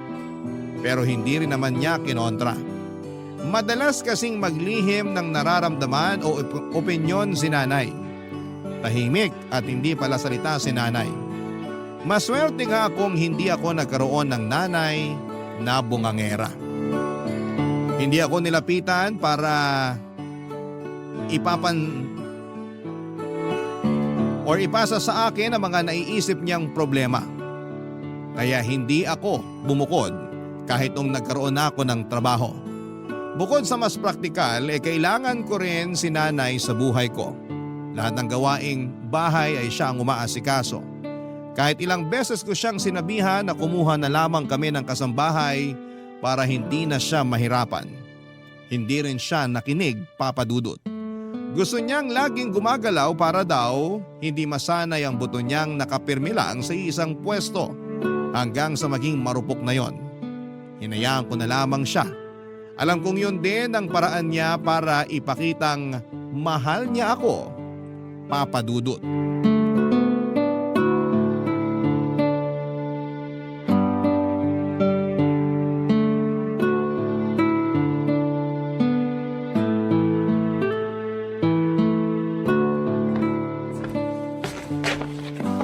Anak, Ano yun, Nay? asan si Mika? Lumabas po. Kinita yung kaibigan niya. Pabalik na ba siya o matatagalan pa? Mukhang mamayang gabi pa siya makakauwi. May kailangan po ba kayo sa kanya? Ikaw lang ang kailangan ko sana makausap tungkol sa kanya. May nangyari po ba? Hindi ko na kasi alam ang gagawin. Sabihin niyo na sa akin, Nay. Ano po ba yun? Kaya mo bang mapagsabihan si Mika na siya na lang ang maglaban ng panty niya? Hindi niyo na po ba kayang maglaban, Nay? Kasi pwede na talaga tayong kumuha ng kasambahay para hindi ka na rin mapagod. Kaya ko namang maglaba kahit maong na pantalon mo pa yan. Malakas pa ang mga kamay ko. Kaya lang, hindi ako komportable na nilalaban ng panty ni Mika. Pero maliit na piraso lang naman ang panty ni Mika. Hindi naman ganun kahirap laban yun. Naiilang kasi akong laban ng panty ng ibang tao. Nilalaban niyo naman po ang brief ko. Kasi anak kita. Magiging anak niyo na rin naman si Mika balang araw. Pero hindi ko siya kadugo. Nay, wag naman ganyan magsalita. Parang hindi niyo gusto si Mika. Hindi naman sa hindi gusto. Pero nagtataka lang ako kung paano niya nakakayanang ipalabas sa akin ang panty niya. Lalo na yung mga may tagus pa. Ibabad niyo lang yun para mawala yung dugo. Kinabukasan, pwede nang kusutin. Hindi mo naman ata naiintindihan ang ibig kong sabihin, anak. Sabihin mo na lang kay Mika na siya na ang maglaban ng sariling panty niya. Mabilis namang kusutin yun eh. Kahit ako na magtitiklop kapag natuyo na. Naku Nay, baka magdamdam at mapahiya naman si Mika kapag sinabi ko yun. Bibili na lang ako ng washing machine. Meron naman yung maliit lang. Huwag nyo nang isipin yung gastos. Kaya ko namang bilhin. Oh, sige, bahala ka. Ayoko na lang din kasing hawakan pa ang mga panty niya. Nung panahon kasi namin, kami ang naglalaban ng sarili naming panty. Lalo na nung nagdalaga na ako. Turo yun ang lola mo sa akin. Magkaiba po kasi kayo ng henerasyon ni Mika. Wala na kasing kaso ngayon kung ibang tao na ang maglalaban ng panty ng iba. Siguro nga magkaiba lang talaga kami ng nakalakihang dekada. Huwag nyo na lang din tong mababanggit kay Mika para hindi kayo magkatampuhan. Wala naman akong balak. Kaya nga sa'yo ako lumapit para magpatulong sa gagawin. Mabuti naman po. Kapag may iba pa kayong concerns kay Mika, idiretso nyo na lang po sa akin. Ako na lang ang gagawa ng solusyon. Huwag na natin siyang abalahin, lalo't laging puyat. Tapos ang dami pa niyang iniisip na problema. Ah, ganun ba? Sige anak. Mas kaya namang kitang lapitan kaysa sa kanya. May iba pa po ba kayong gustong sabihin? May kailangan pa po bang gawin? Dapat na ba talaga tayo magpalit ng bigas? Sinabi kasi ni Mika sa akin na gusto niya ng brown o kaya red rice. Nagda-diet kasi si Mika. Saka mas maganda sa kalusugan ng ganyang klase ng bigas kaysa sa puti. Pero hindi ko gusto ang lasa ng brown o red rice. Makakasanayan nyo rin, Nay. Sa umpisa lang maninibago yung panlasa nyo. Masarap pa rin naman. Mas gusto ko ang puting bigas. Kahit ako rin naman. Pero unahin na natin kung saan kayo mapapabuti. Ako ba? O si Mika? Siyempre, para sa inyong dalawa. Ang makakabuti sa akin ay yung puting bigas. Doon ako magiging masaya. Alam mo namang mahilig ako sa kanin. Ganito na lang po. Bibili na lang ako ng brown o red rice ni Mika. Ituloy nyo pa rin yung white rice para sa inyo. Bibili rin ako ng isa pang rice cooker para sa bigas ni Mika. Ayos na po ba? Nasolusyonan ko na ba? Napaparami ng gastos mo anak. Hindi ba pwedeng sanayin na lang ni Mika ang kumain ulit ng puting bigas? Pasensya na po. Bibili na lang talaga ako ng bigas niya at rice cooker na extra para wala nang problemahin. Papadudot, napansin ko ang pagtatampo ni nanay nang hindi ko siya mapagbigyan sa mga sinabi niya. Pero binigyan ko naman siya ng magandang solusyon para hindi ko na kailangang mamili sa kanila ni Mika. Mahal ko ang nanay ko kaya handa rin naman akong pagbigyan at pakinggan siya. Pero mahal ko rin si Mika at ayokong magalit o magtampo siya sa akin kapag hindi ko kinuha ang panig niya.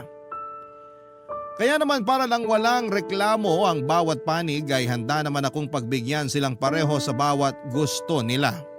Hindi ko na rin pinabot sa kanilang reklamo o concerns ng bawat isa, papadudot. Sa ganong paraan ay may iwasan ng gulo at tensyon.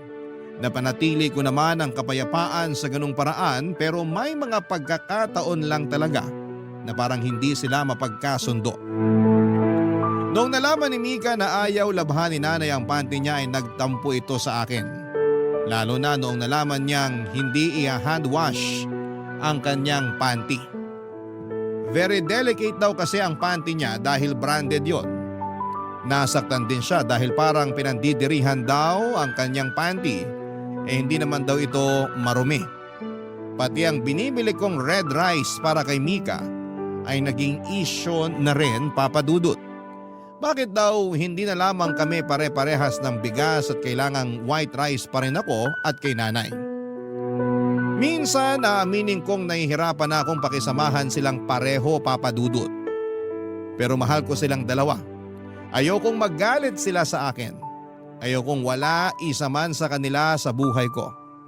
Kaya sa abot ng makakaya ko ay gumagawa ako ng paraan para makaiwas sa pagtatalo. Barangay Love Stories. Barangay Love Stories. Papadudot, nahahalata na ang tensyon sa pagitan ni nanay at ni Mika. Hindi na rin ako masyadong makatulog sa kakaisip kung papaano ko ba mapagkakasundo ang dalawa. Alam kong normal na magkakaroon ng adjustment period sa kanilang dalawa. Magkaiba silang tao at malamang ay may mga pagkakaiba sila sa mga gusto at ayaw. Kahit naman kami ni nanay ay may mga hindi kami napagkakasunduan. Nakasanayan lang namin ang isang araw ang mag-adjust sa bawat isa. Ganon din kami ni Mika. Nung nagsisimula kami ay nabibigla kami sa nakaugalian ng bawat isa. Pero nang tumagal ay alam na namin kung kailan pipitik ang isang tao. Alam na namin kung kailan dapat mag-adjust ang isang kapag merong problema o pagkakaibang kinakaharap. May kalahating taon nang nakatira si Mika sa amin. Imbis na umayos ang lahat ay mas lalo lang siyang napapalayo ang loob kay nanay. Ganon din si nanay sa kanya, Papa Dudut. Minsan nagpapanggap na lamang ako na kunwari ay hindi ko alam ang issues nila sa bawat isa. Kunwari ay hindi ako apektado. Pero kapag mag-isa ko na lamang at sinusubukan kong solusyonan ang hidwaan nilang dalawa, ay nakakaramdam na ako ng stress. Hindi ko alam at hindi ko pinapahalata sa kanila dahil baka lalo lamang silang magturuan kung sino ang may kasalanan. Hanggat kaya ko ay sinisikap kong maging pata sa kanilang dalawa. Hanggat kaya ko ay sinusubukan kong intindihin ang mga hinaing nila. Pero tao lang din ako. Hindi oras-oras ay kaya kong umunawa. Yun sana ang makita nila, Papa Dudut. Hindi ko sila kayang asikasuhin ng sabay at kalimutan ang sarili ko. Pero sa nangyayari, nabibitawan ko na ang sarili ko, wag lang silang magkagulong pareho. Tulad na lamang nung minsang napag-usapan ng para sa kaarawan ko. Masaya naman sana kaming kumakain lang ng tanghalian pero nabago ang lahat nang mapadako na ang usapan sa birthday ko.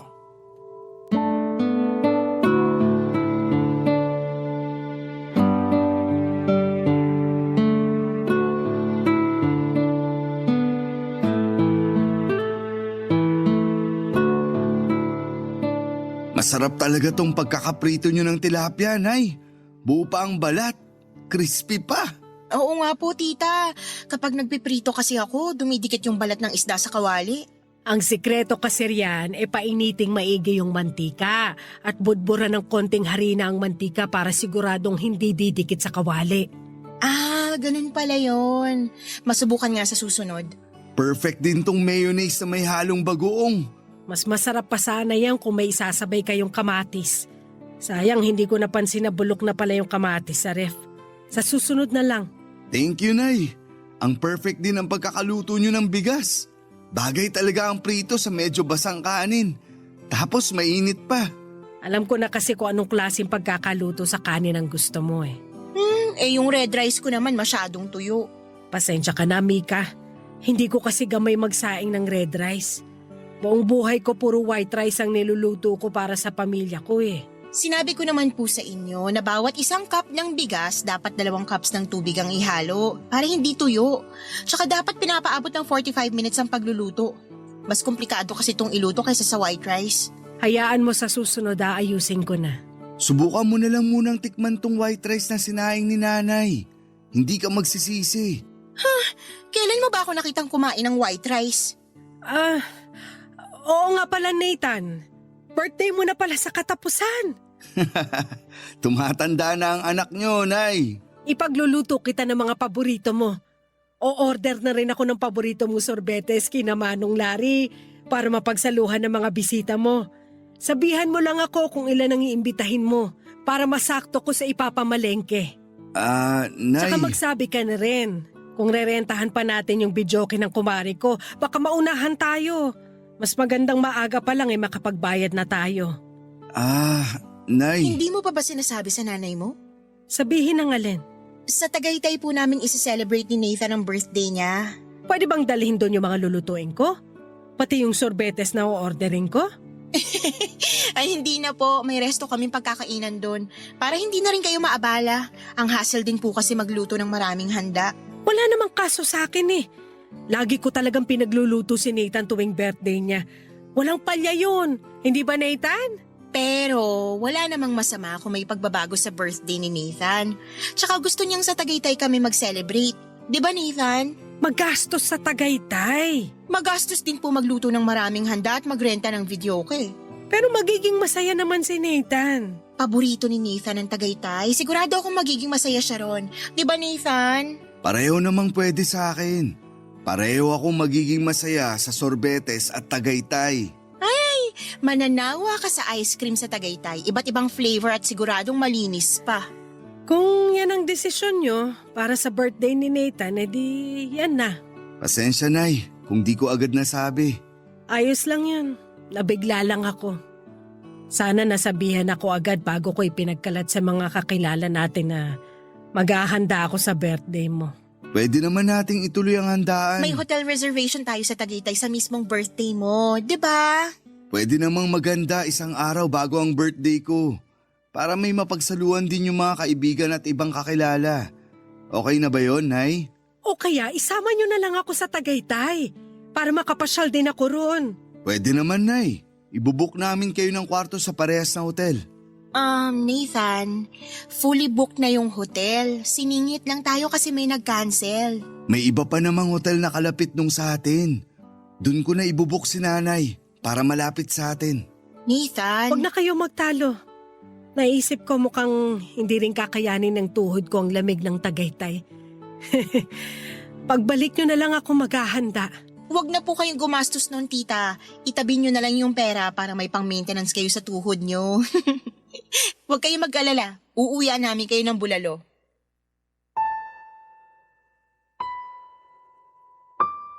Papa Dudut, hindi ako makatingin noon kay nanay dahil sa napag-usapan. Alam kong nagdamdam siya pero mas pinili niyang huwag ipahalata yon. Nakonsensya ako at hindi ko man lang inisip na tradisyon na namin ni nanay na ipaghanda niya ako tuwing birthday ko. Lalo na yung pag-order ng sorbetes. Noong bata kasi ako'y mahilig ako sa sorbetes na binebenta ng pamilya ni Mang Larry. Kaya sinisigurado ni nanay na makakakain ako at ang mga bisita ko ng sorbetes. Hanggang sa nagbinata na ako ay patuloy pa rin si nanay sa tradisyon na yon. Unang beses na hindi ako makakasama ni nanay sa birthday ko. Unang beses na hindi ko makakain ng sorbetes na bibilhin nito. Hindi ko maintindihan ang nararamdaman ko noon, Papa Dudut, at gusto kong makasama at makasalo si Mika sa birthday ko sa Tagaytay. Aminado akong na-excite ako para doon kaya hindi ko na naisip kaagad na gustong maghanda ni nanay para sa akin tulad ng dati. Sinubukan ko namang remedyohan yon sa pag-suggest na maghanda pa rin si nanay pero sa ibang araw na lang. Pero tinanggihan nga yun ni nanay at sinabing hindi na kailangang gawin. Nagbiro pa ito at sinabing ipapa-reserva na niya sa akin ang next birthday ko para matuloy na ang tradisyon naming handa at sorbetes. Isang gabi bago kami bumiyahe ni Mika sa Tagaytay ay pumasok si nanay sa kwarto. Nakaharap ako sa cabinet noon at inaayos ang babauning kong damit. Nagkataon na nasa banyo sa ibaba si Mika at naninigo. Kaya malayang nakapasok si nanay sa kwarto. Nahiya pa nga ito na pumasok nang hindi na naman kumakatok. Nakasanayan na kasi niya. Hindi naman yung problema sa akin, huwag lang sigurong matsyempohan na nandun si Mika dahil baka masamain na naman niya ang bagay na yon, Papa Dudut.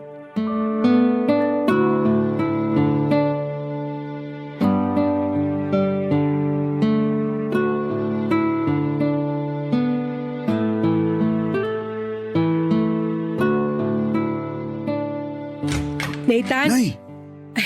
Nakalimutan ko na namang kumatok. Pasensya na. Ang nanay mo talaga lagi na lang nakakalimot. Walang kaso, Nay. Nasa banyo naman si Mika. Naliligo. Pasok po kayo. Sakto pala. Bakit po? Biyahe nyo na mamayang madaling araw, no?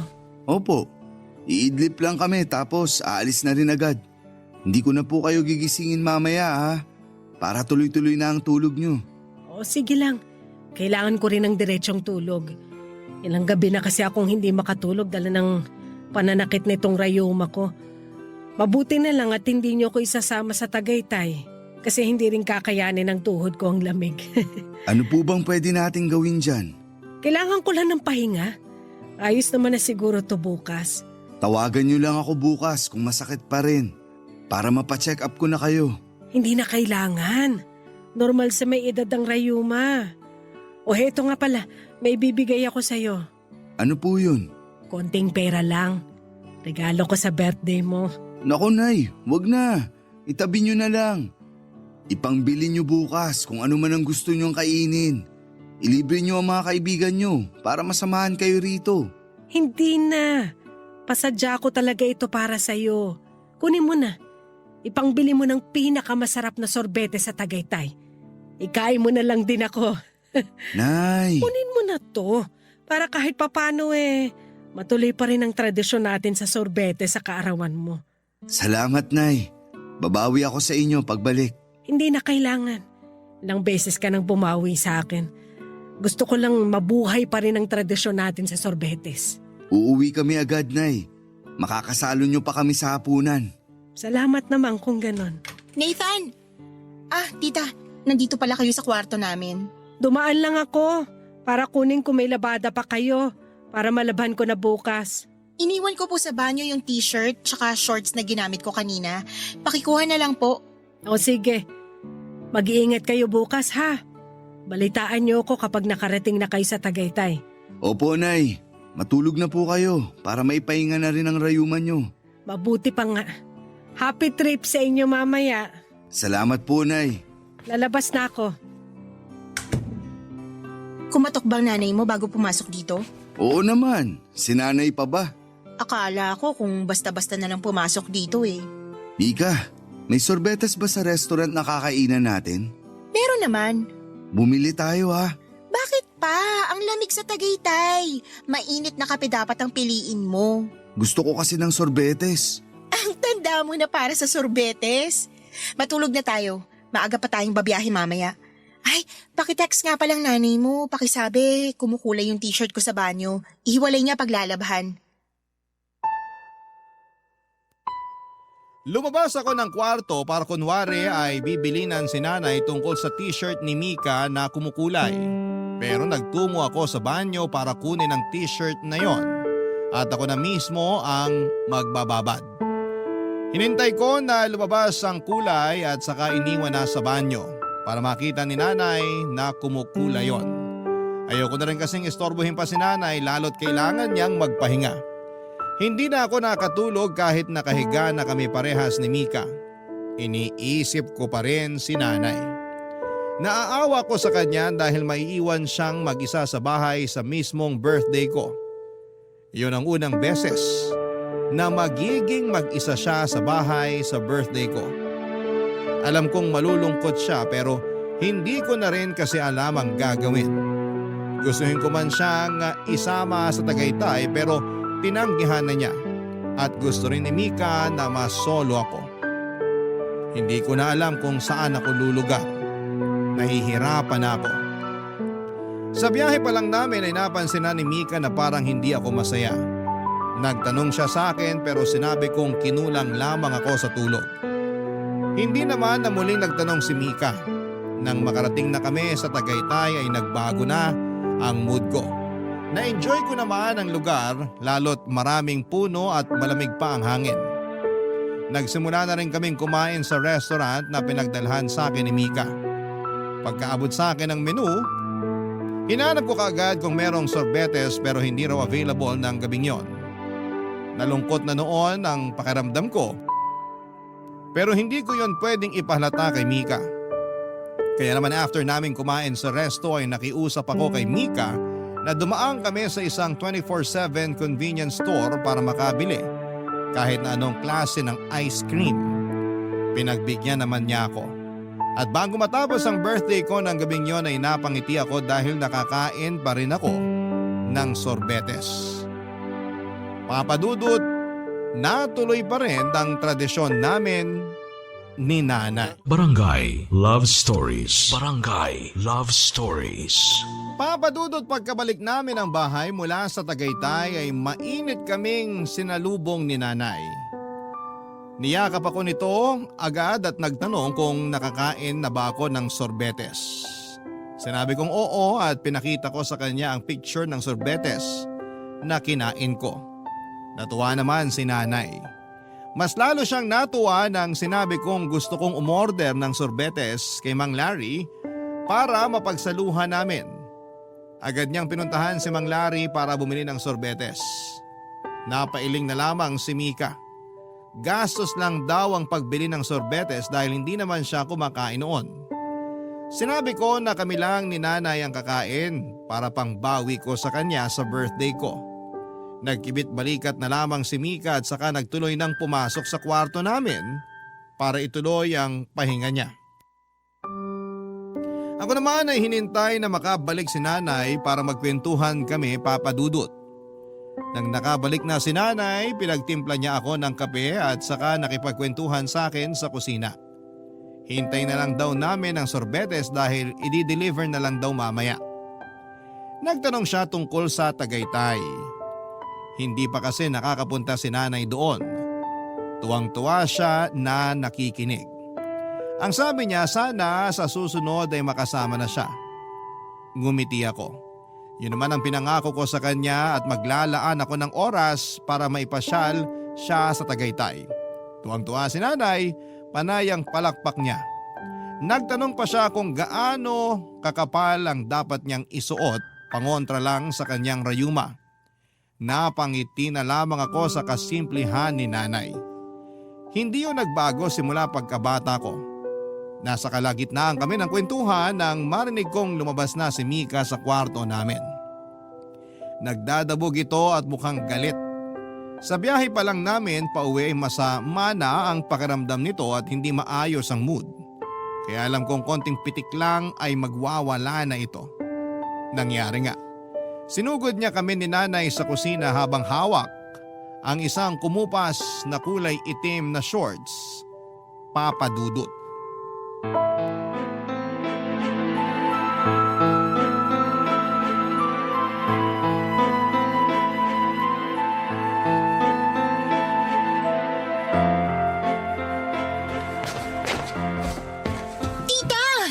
Ano yun? Bakit kumupas ng ganito tong black shorts ko? Kung di ko pa chinek ang mga nilaban yung damit ko, hindi ko pa makikitang sinira yung shorts ko. Naku, hindi ko napansin. Patingin nga at Paano hindi nyo napansin kayong naglalaban ng damit ko? Mika, bibilan na lang kita ng bago. Hindi mo kailangang magalit ng ganyan. Wala ka nang mabibiling ganito dahil limited edition to. Tsaka, itong paborito ko. Hindi naman sinasadya ni nanay. Hindi talaga. Akala ko design yung pagkakakupas. Ang tagal nyo nang naglalaban ng damit ko, hindi nyo pa rin alam na hindi to design ng shorts ko? Mika. Hindi ko nga rin alam kung bakit hindi ako nakakatanggap ng thank you sa'yo sa paglalaba ko ng damit mo, lalo na ng panty mo. Bakit ako magte-thank you? Nag-aambag naman ako para sa gastusin dito sa bahay. Akong bumibili ng sabong panlaba at nagbabayad ng tubig. Pero mahirap bang magpasalamat kahit minsan? Ang hirap manalo sa'yo, no? Awat na, Mika. Sumasakit na ang ulo ko. Magkano ba yung shorts mo at babayaran ko? Kung yan ay kakapanatag ng loob mo. Hindi mo to afford, sigurado ko. Sabihin mo sa akin kung magkano. Kakayanin kong bayaran. Ipangungutang ko kung kailangan. Hahanap ako ng katulad niyan, Mika. Makakahanap tayo ng kapalit niyan. Huwag mo nang stressin ang loob mo. Paano hindi masistress? Kakauwi ko lang galing sa mahabang biyahe. Puyat at pagod. Tapos makikita ko na lang na nasira ng kulay ng paborito kong shorts. Naiintindihan naman kita. Pero nangyari na Ayokong tanggapin yung mga ganyan. Hindi pwedeng palagpasin na lang. Dapat kasi nag-iingat sa paglalabay. Kung gusto mo, sa susunod, ikaw na lang ang maglaban ng mga damit mo, lalo na yung panty mo. Pwede ko namang ipalaundry pero hindi na ako bibili ng sabong panlaba para sa mga damit nyo ni Nathan. Magkano lang naman ang sabon? Kaya ko nang bumili kahit hindi ka na mag-aambag. Panira ka ng araw? Mika, wag namang ganyan. Sorry Nathan kung emosyonal ako ngayon ha. Kahit sino kasi maiinis pag may nasira sa mga paborito niya. Pasensya ka na talaga, Mika. Sa susunod, hindi ko napapakialaman ang mga labada mo. Pwede nyo pa rin namang labhan, pero sana naman ayusin nyo. I-check nyo muna kung kumukupas o hindi. Siguro naman alam nyo na hindi dapat pinagsasabay ang dekolor at mga puti, di ba? Alam ko namang hindi dapat. Good! Kasi baka pati yun hindi nyo pa alam. Hindi ko alam kung anong klaseng pagpapalaki ang ginawa sa'yo ng nanay mo. Pero sa nakasanayan ng pamilyang to, hindi ka pwedeng ganyan makipag-usap sa nakatatanda sa'yo. Sa panahon ngayon, may mga matatanda na hindi na dapat nire-respeto dahil baluktot lagi ang pag-iisip. Nagmarcha si Mika pabalik ng kwarto. Iniwan niya at binalibag ang shorts sa mesa. Nagulat kaming pareho ni nanay lalo na't natapon ang kape namin. Agad na pinunasan yon ni nanay.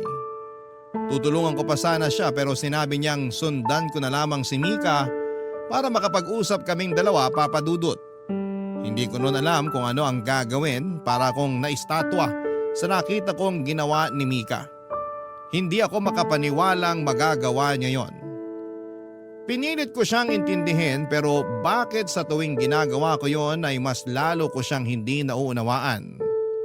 Pinilit ako ni nanay na puntahan si Mika. Sumunod na lamang ako dahil parang nawala ako sa sarili dahil sa mga natunghayan ko ng mga oras na yon.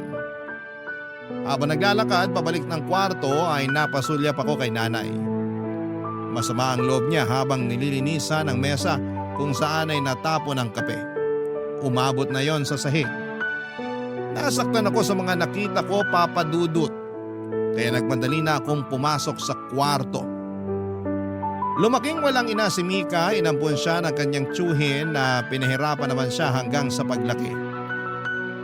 Kaya yon lagi ang isinisiksik ko sa utak ko sa kung bakit hindi kayang makisama ni Mika kay nanay.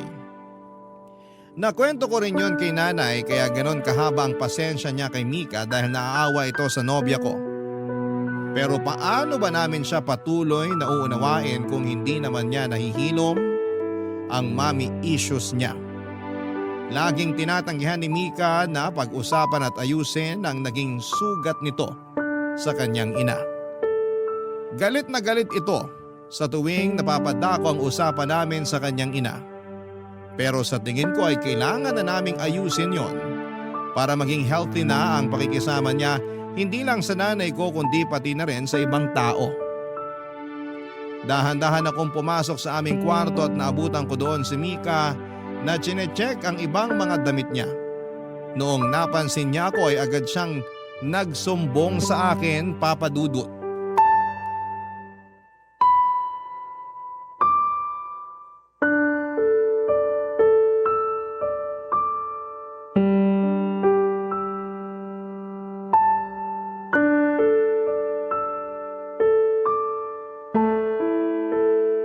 Kumusta ka?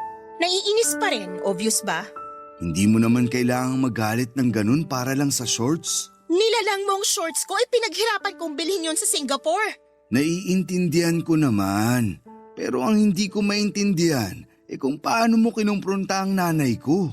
So kinakampihan mo na siya ngayon, kahit alam mo na siyang mali? Nagkamali si nanay sa paglalaban ng shorts mo. Pero mali rin ang pagsagot mo sa kanya. Hindi obligasyon ni nanay na laban ang mga damit mo. Pero dahil tinanggap ka niya sa bahay namin, kaya dinamay na rin niya ang labada mo. Parang utang na loob ko pang pagpapatira mo sa akin dito ah. Sino bang namilit sa atin na magsama na tayo? Di ba't ikaw naman? At hindi ko pinagsisisihan yun. Masaya ako na kasama ka sa iisang bahay. Pero sana, matuto ka rin makisama sa mga mahal ko sa buhay. Paano naman ako? Bakit hindi ako pinapakisamahan ng nanay mo? Pinapakisamahan ka naman niya. Masyado lang malalim ang sugat ng pag-abandona sa'yo ng nanay mo. Kaya negative lagi ang tingin mo sa tuwing may nanay na lumalapit sa'yo. Ibabalik mo na naman ba yung mommy issues ko? Kasi gusto kong ayusin mo na yan. Para rin naman sa sarili mo eh. Wala kang alam kung ano pinagdaanan kong hirap nung inabandona ako ng nanay ko. Kaya wala ka rin karapatang pilitin ako para ayusin kong sugat na hindi naman ako may gawa. Oo, andun na tayo. Mali ang nanay mo sa pag-iwan niya sa'yo. Pero tandaan mo na responsibilidad nating hilumin ang mga sugat natin para hindi na tayo makasugat ng ibang tao. Para sa ikabubuti din natin yun. Nilaso na naman ang nanay mong utak mo. Ha? Paanong nadamay dito si nanay? Sarili kong pananaw to. Magkampihan pa kayo. Lagi nyo na lang ako pinagtutulungan dalawa. Akala nyo ba hindi ko napapansin yon? Paano bang pinagtutulungan? Ikaw lang ang nag-iisip niyan. Sobrang lalim na ng issues mo, Mika. Sige, i-gaslight mo pa ako. Hindi kita ginagaslight. Ikaw na nga itong nagsabi sa akin dati na hirap kang makisama sa mga nanay dahil di mo alam kung paano magkaroon ng isang ina. At ginagamit mo pa ang trauma ko para i-gaslight ako? Ang galing mo naman. Akala ko totoong mahal mo ako. Hindi pala. Mahal kita. Kaya gusto kitang suportahan kung sakaling plano mo ng talikuran ng issues mo. Mahal na mahal kita, Mika. Kung mahal mo ako kakampihan mo at hindi ang nanay mo. Hindi naman pwede yan. Ganyan ka ba kamamas boy? Lumulugar lang ako sa kung ano ang tama. Ilugar mo ko ng tama sa buhay mo. Sino bang pipiliin mo? Ako o ang nanay mo? Bakit kailangan nating umabot dyan? Nanay mo o ako? Mika, Patunayan mo sa akin na akong pinakamamahal mo sa lahat. Lagi mo sinasabi yun sa akin, di ba? Nanay mo o ako? mahal kita, Mika. Nanay mo o ako? Mamili ka! Si nanay. Uulitin ko. Nanay mo o ako? Sorry, Mika. Piliin mo ako! Pinili kita noon. Si nanay naman ang pipiliin ko ngayon. Tinitigan ako ni Mika at hindi siya makapaniwala na pinili ko si nanay kesa sa kanya. Nagwala siya at sinabayan ng iyak. Wala akong lakas para pahintuin siya, Papa Dudut. Nasasaktan akong makita siyang ganon dahil mahal na mahal ko siya. Pero may hangganan ang pagtitiis kahit gaano mo pa kamahal ang isang tao. Nang mapagod siya ay kinuha na niya mga damit niya at sinilid sa maleta. Nagmadali na siyang umalis nang walang paalam. Marami pa siyang damit na naiwan at nagkalat yon sa sahig. Dinampot ko at saka tiniklop. Binalik ko sa pagkakasalansan sa kabinet. Naisip kong isoli yon kapag nakahanap na siya ng bagong matitirhan. Nasa kalagitnaan ako ng pag-aayos nang marinig kong pumasok si nanay sa kwarto. Hindi siya muling kumatok. Inihingi niya muli yon ng tawad sa akin, Papa Dudut. Ngumiti lamang ako para ipalala sa kanya na hindi na niya kailangang kumatok pa. Pinapasok ko siya. Napansin ko sa mga mata niya na alam na nito ang nangyari pero hindi na lamang siya nagsalita tungkol doon. Hawak-hawak nito ang isang tub ng sorbetes na in-order kay Mang Larry. Dumating na pala. May dalawa din siyang kutsara at 2 mug. Inaya niya akong umupo sa gilid ng aking kama para pagsaluhan namin ang sorbetes. Sumunod naman ako at nilagyan niya ng sorbete sa mga baso namin at saka inabot sa akin ang isa. Tahimik naming kinain yon habang nakatulala sa bintanang kaharap ng aking kama. Payapa. Iyon ang nararamdaman ko noon. Kahit may kirot, pero payapa ang isipan ko. Tama ang naging desisyon ko. Itutuloy ko na yon. Maraming salamat po sa pagtampok ng aking kwento sa inyong programa at sana'y nakapagdala ako ng aral sa lahat ng mga nangangailangan. Abangan kong mapanood ito sa inyong YouTube at muli buong puso akong nagpapasalamat sa inyo sa Barangay LS 97.1. Ang inyong kabarangay forever, Nathan.